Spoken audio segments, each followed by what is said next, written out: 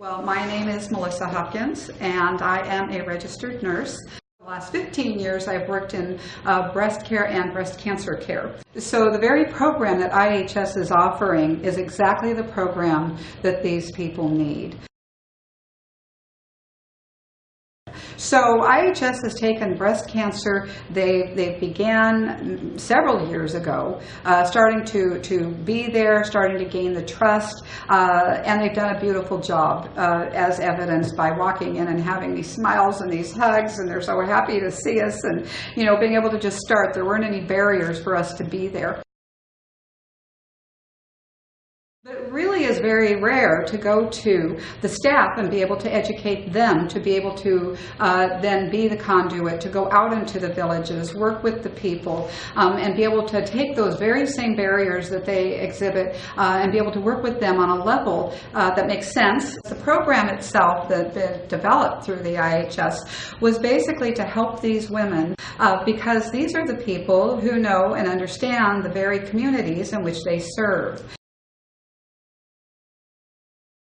Knowledge deficit is one of the biggest barriers that they have. As a matter of fact, it's not all that long ago, even in the United States, we had the same deficits. We've overcome them with education. This is the same kind of education, which is highly tuned, highly honed, and meant just for these people so that they can take it and move it forward. Well, we start off by teaching them about the comprehensive breast exam using a clinical breast exam. We bring breast molds, which are little squares that are breast shaped, has little things inside of it that they can feel for lumps. In the process of doing that, they were able to not only learn how to detect lumps that need to be further reviewed, again in the absence of imaging equipment being readily available, but also once after they do that, to be able to navigate that patient and or their family, that they can track what's happening with their patient. When we ask about halfway through, is this message meaningful? Is this something you think you would be able to go out and do? Every hand went up. With smiles on their face, more questions. It was the most exciting time, I think, that I've ever had.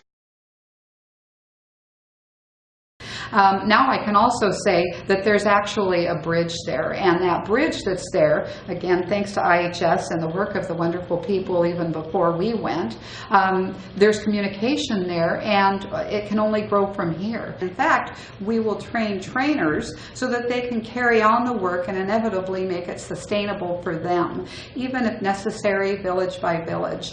Was emotionally packed because working with breast cancer women in America, where I know probably anywhere from 95 to nearly 99% of them are going to survive this disease, I am now standing in front of women and they know, and I understand, that maybe 99% of them will not survive.